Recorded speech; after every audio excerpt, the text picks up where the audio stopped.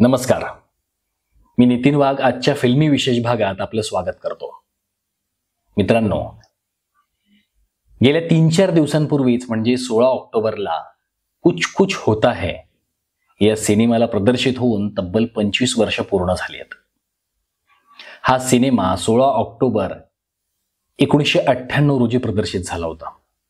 या सिनेमाला 25 वर्ष झाल्याच्या निमित्ताने करण जोहरने इंस्टाग्रामवर एक पोस्टर टाकलं आणि त्याखाली मेसेज लिहिला, हम एक बार जीते हैं, एक बार मरते हैं और कुछ कुछ होता है स्पेशल स्क्रीनिंग का मौका भी एक ही बार मिलता है.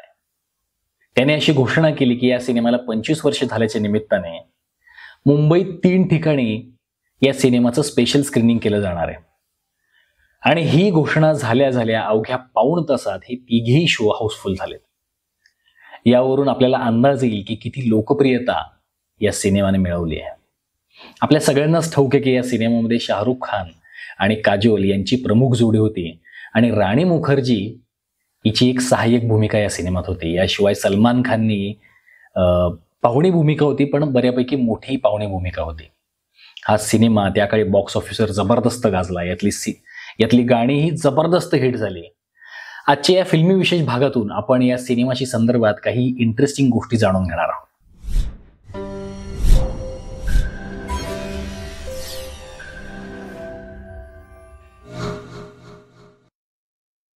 तर मित्रांनो, ही जी स्टोरी आहे हा एक लव्ह ट्रायंगल आहे. पहिला भाग जो आहे तो कॉलेजची जी फ्रेंडशिप असते ती आणि कॉलेजमधल्या घडामोडी याच्यावर फोकस करते. तर दुसरी जी गोष्ट आहे ती आहे एक मुलगी आपल्या वडिलांची त्यांच्या कॉलेजची जुनी मैत्रीण हिच्यासोबत भेट घालवून देण्याचा प्रयत्न करत असते, अशी साधारण गोष्ट आहे. करण जोहरने हा सिनेमा दिग्दर्शित केला होता. त्याच्या आधी करण जोहर दिलवाले दुल्हनिया ले जाएंगे या सिनेमासाठी आदित्य चोप्राला असिस्ट करत होता आणि तेव्हाच त्याची शाहरुख खान सोबतची मैत्री झाली होती. त्यावेळेला त्याच्या डोक्यात आलं होतं की आपण लवकरच एक सिनेमा करूयात आणि त्याच्यामध्ये शाहरुख खान आणि काजोल हीच जोडी पुन्हा घेऊयात. तर करण जोहरने 2 स्टोरीज लिहिल्या होत्या. पहिली स्टोरी होती की ज्याच्यामध्ये एक लव्ह ट्रायंगल असेल आणि एक म्हणजे ज्याच्यामध्ये टॉमबॉय एक मुलगी असेल, एक दुसरी एक सुंदर मुलगी असेल आणि थोडासा आपल्याच धुंदीत जगणारा एक मुलगा असेल. अशा तिघांमधला एक लव्ह ट्रायंगल त्याने लिहिला होता. पण काही दिवसांतर त्याच्या लक्षात आलं की ही गोष्ट काही छान नाहीये आणि म्हणून ती गोष्ट त्याने डब्यात टाकून दिली. त्यानंतर त्याने दुसरी स्टोरी लिहिली. त्याच्यामध्ये ही होती की एक पत्नी मेलेला मनुष्य असतो आणि त्याची मुलगी असते. या दोघांमधल्या नात्यावरची गोष्ट त्याने लिहिली होती. तीही त्याला कालांतराने वर्क होणार नाही असं वाटलं आणि तीही त्याने डब्यात टाकली. काही दिवसाने त्याच्या डोक्यात आलं की या दोन्ही गोष्टी जर का मर्ज केल्या तर या दोन्ही गोष्टी मर्ज करून त्याने कुछ कुछ होता है रचला. आता कुछ कुछ होता है ची गोष्ट जवळपास आपल्या सगळ्यांनाच ठाऊक असते, कारण आपण तो सिनेमा बघितलेला असतो. ज्यांनी बघितला नाही त्यांनी जरूर बघा आणि ज्यांनी बघितलाय त्यांना ठाऊकच आहे की या 2 गोष्टी एकत्र करूनच कुछ कुछ होता है सिनेमा बनवला गेलाय. तर दिलवाले दुल्हनिया ले जाएंगे चं जेव्हा शूटिंग चालू होतं तेव्हा शाहरुख आणि करणमध्ये बोलणं व्हायचं आणि तेव्हा त्याच्या बोलण्यातनं शाहरुखला जाणवलं होतं की या मुलामध्ये हुशारी आहे, हा उत्तम दिग्दर्शक होऊ शकतो. त्यामुळे शाहरुखने त्याला सांगितलं होतं की जेव्हा पुढे तू फ्युचरमध्ये सिनेमा करशील तेव्हा जरूर मी तुझ्या सिनेमात काम करेन. आणि ही गोष्ट घेऊन जेव्हा करण शाहरुखकडे गेला तेव्हा तो चाहत सिनेमाचं शूट करत होता आणि सेटवरच त्याने गोष्ट सांगितली. तेव्हा त्याची काही अशी कॉन्क्रीट पटकथा नव्हती, त्यामुळे तो जवळपास इम्प्रोवाइज करूनच गोष्ट सांगत होता आणि तेव्हा काही शाहरुखला ते काही फारसं कळलं नव्हतं आणि त्याला ते फारसं भावलं पण नव्हतं. पण जेव्हा तो काजोलकडे ही गोष्ट घेऊन गेला होता तेव्हा तिला ती प्रचंड आवडली होती आणि तिने लगेच होकार दिला होता. याच्यामध्ये टीनाची जी भूमिका आहे ती राणी मुखर्जीने केली आहे. पण यातली गंमत अशी की टीनाची भूमिका ही राणी मुखर्जीसाठी लिहिलीच गेली नव्हती. ही भूमिका लिहिली गेली ती ट्विंकल खन्नासाठी, कारण करणला ट्विंकल खूप आवडायची आणि म्हणूनच त्याने ट्विंकलला घरी टीना या नावाने ओळखलं जायचं आणि म्हणूनच त्याने सिनेमातलं पात्र सुद्धा टीना या नावानेच ठेवलं होतं. साधारण 10-1 दिवस ट्विंकल खन्नाने या सिनेमाचं शूट केलं होतं आणि त्याच्यानंतर काही अननोन कारणाने तिने हा सिनेमा सोडला आणि मग पुन्हा नवीन पात्रासाठी शोधाशोध सुरू झाली. तर यातली एक इंटरेस्टिंग गोष्ट आहे, कारण ते पात्र पुढे अनेक लोकांना ऑफर झालं, मोठमोठ्या ऍक्ट्रेसेसना ऑफर झालं, पण सगळ्यांनी नकार दिला. आता त्यांनी काय का नकार दिला, तर पहिलं म्हणजे की ती गेली रवीना टंडनकडे. पण तिचं म्हणणं असं होतं की तिचं जे पात्र आहे टीनाचं, त्याला राणी मुखर्जीच्या पात्रापेक्षा सिनेमात कमी स्कोप आहे आणि म्हणून तिने या सिनेमामध्ये फारसा रस दाखवला नाही आणि तिने नकार दिला. त्याच्यानंतर ही गोष्ट गेली ऐश्वर्या रायकडे. तर ऐश्वर्या राय हिने याच्यासाठी नकार दिला कारण तिचं असं म्हणणं होतं की मी त्यावेळेला फारच नवखे होते आणि 2-3च सिनेमे केले होते, त्यामुळे कुठल्या सिनेमांचे ऑफर्स घ्यायचे आणि कुठल्या नाही हे फारसं कळत नव्हतं आणि म्हणून मी या सिनेमाला नकार दिला होता.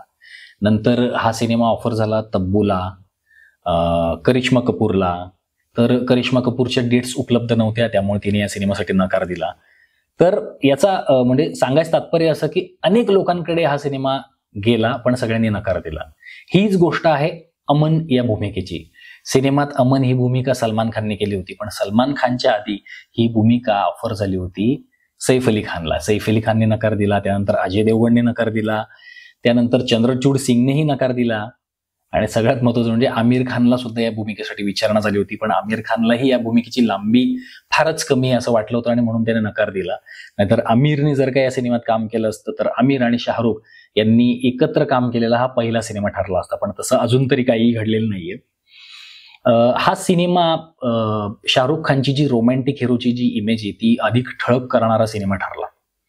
आणि या सिनेमातलं दुसरी 2 अजून महत्वाची पात्र होती, ती म्हणजे मिस्टर मल्होत्रा जे अनुपम खेर यांनी साकारलं होतं आणि मिस ब्रिगांझा जे अर्चना पूरण सिंग यांनी साकारलं होतं. या सिनेमातल्या या सीनची एक गंमत अशी होती की हा सीन जेव्हा शूट करत होते ज्याच्यामध्ये अनुपम खेर ब्रिगांझा सोबत फोनवर बोलत असतात, तर तेव्हा सरळ ते बेडवर पडून बोलतात असं डिस्कशन झालं होतं. पण जेव्हा कॅमेरा रोल झाला तेव्हा अनुपम खेर यांनी वेगवेगळ्या पोज घेत फोनवर बोलणं सुरू केलं आणि बोलता बोलता ते त्या बेडवरून खाली पडले आणि खूपच लाफ्टर आला सेटवर, सगळे हसले आणि मग हा सीन तसाच सिनेमात ठेवला गेला आणि जो लोकांना खूप आवडला. अलीकडेच याचे खूप सारे मीम्स पण व्हायरल झाले होते आणि तेव्हा अनुपम खेर यांनी इंस्टाग्रामवर पण सांगितलं होतं की मला माहिती नव्हतं की इतक्या वर्षानंतर हा सीन इतका व्हायरल होईल आणि याच्यावर मीम्स बनवले जातील, म्हणजेच हा सीन खूप आवडतोय लोकांना,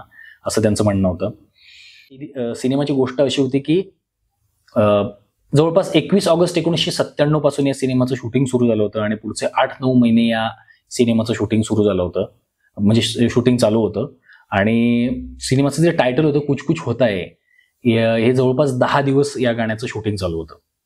बेवर्ली हिल्स 90210 ही जी अमेरिकन मालिका आहे, ही मालिका करण जोहरला खूप आवडली होती आणि त्यात जसे लोकेशन्स होते, त्यात जसे कॉस्ट्युम्स होते, ते सगळं त्याला भारतीय सिनेमात जर का आणलं तर छान वाटेल, एक नवीन फ्रेश लुक सिनेमाला येईल आणि कदाचित ते प्रेक्षकांना आवडेल असा त्याला विश्वास वाटत होता आणि त्यामुळेच त्याने त्या सगळ्या ट्रेंडी गोष्टी या सिनेमात आणण्याचा प्रयत्न केला. त्यासाठी खरं तर तो त्यावेळेला स्वतः कॉस्ट्युम डिझायनर पण होता आणि तो आणि त्याचा मित्र मनीष मल्होत्रा हे दोघेही लंडनला गेले होते आणि लंडनच्या रस्त्यांवर फिरून वेगवेगळ्या मॉल्समध्ये जाऊन त्यांनी त्यावेळची ट्रेंडिंग जी भारतात न आलेली फॅशन्स होती त्यानुसार त्यांनी कॉस्ट्युम्स या सिनेमासाठी सिलेक्ट केले होते. आणि त्यावेळेला याचं बजेट मात्र वाढत चाललं होतं कारण निर्माते जे होते ते करण जोहरचे वडीलच होते, यश जोहर, आणि त्यामुळे ते खूपच चिंतित होते की हे ओव्हर बजेट होतंय की काय सिनेमा, कारण खूप दिवस हे लंडनमध्ये फिरत होते आणि खूप सारी शॉपिंग करत होते, त्यामुळे त्याचं कॉस्ट्युमचं बजेटही खूपच होतं. पण नंतर हे कॉस्ट्युम्स आणि ही जी स्टाईल आहे फॅशन ती खूपच लोकप्रिय झाली लोकांमध्ये पुढे गेल्यानंतर.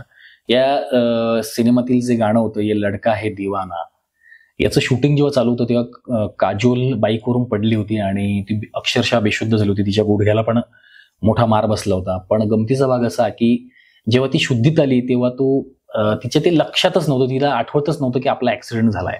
तिला पायाला जखम झालेली, चेहऱ्याला लागलेलं दिसत होतं, पण कसं घडलं काय घडलं हे तिला आठवतच नव्हतं. या सिनेमातली गाणी हा एक मेजर फॅक्टर आहे सिनेमा हिट होण्यामागे. सगळीच गाणी अतिशय गाजली, खूप आवडली लोकांना. ही सगळी गाणी लिहिली आहेत समीर यांनी, पण त्याच्या आधी जावेद अख्तर यांना हा सिनेमा ऑफर झाला होता गाणी लिहिण्यासाठी, त्यांनी होकारही दिला होता.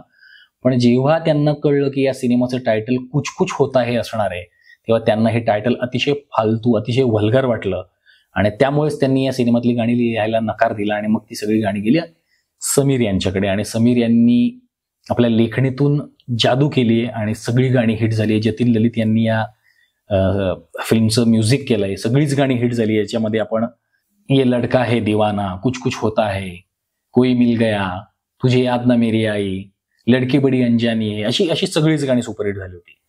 तर त्यावेळेला हे म्युझिक इतकं लोकप्रिय झालं होतं की जवळपास 80 लाख कॅसेट्स या सिनेमाचे विकल्या गेल्या होत्या आणि मलेशियामध्ये सुद्धा ही गाणी प्रचंड लोकप्रिय झाली होती. इंडोनेशियामध्ये 3 लाखांपेक्षाही जास्त कॅसेट्स या गाण्यांच्या विकल्या गेल्या होत्या.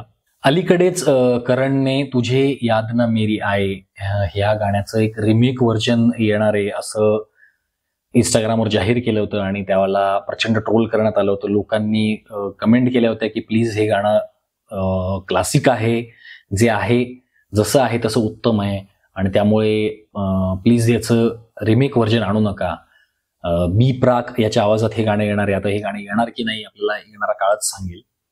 तर तेव्हा जेव्हा सिनेमा प्रदर्शित झाला होता तेव्हा खूप हाईप क्रिएट झाली होती कारण दिलवाले दुल्हनिया ले जाएंगे हा सिनेमा प्रचंड हिट झाला होता आणि तीच ही टीम आहे असं एक जनमानसात पोहोचलं होतं. कारण खऱ्या अर्थानं तशीच टीम होती, बरेचसे आर्टिस्ट आणि टेक्निकल टीम पण तीच होती, त्यामुळेही असं पसरलं गेलं होतं आणि खूप अपेक्षा या सिनेमाकडून होत्या आणि त्या सगळ्या कसोट्यांवर हा सिनेमा यशस्वी ठरला होता. यातली काजोल आणि शाहरुखची जी जोडी ती लोकांना प्रचंड आवडली होती आणि त्यांचा परफॉर्मन्सेस पण आवडले होते. विशेषतः काजोलचा परफॉर्मन्स लोकांना खूपच आवडला. त्या दरम्यान कुछ कुछ होता याच्या अपोजिट बडे मियां छोटे मियां हा सिनेमा प्रदर्शित झाला होता. तोही त्यावेळेचा मोठा हिट ठरला होता आणि युके मध्ये हा सिनेमा प्रचंड यशस्वी ठरला. खूप मोठा बिझनेस या सिनेमाने युके मध्ये केला आणि इंडोनेशियामध्ये तर टायटॅनिक पेक्षा जास्ती गल्ला या सिनेमाने कमवला असं माझ्या वाचनात आलं होतं.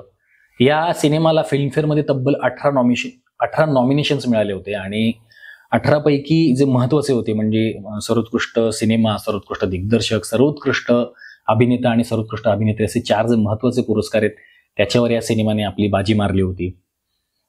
त्यानंतर या सिनेमाला सर्वोत्कृष्ट मनोरंजक सिनेमाचा राष्ट्रीय पुरस्कार सुद्धा मिळाला आणि अलका याग्निक यांनाही पार्श्वगायनासाठीचा राष्ट्रीय पुरस्कार या सिनेमासाठी मिळाला होता.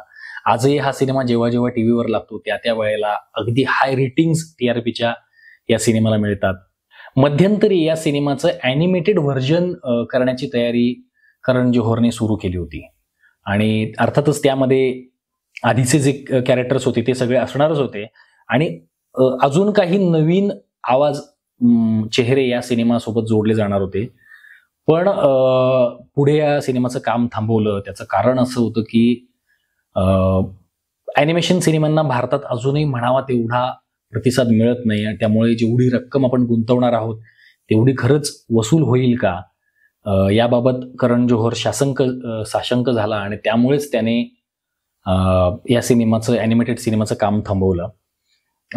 या सिनेमातले डायलॉग्स असतील, गाणी असतील, कॉस्ट्युम असेल आजही लोकांना प्रचंड आवडतात. गल्लोगल्ली ही गाणी लागतात.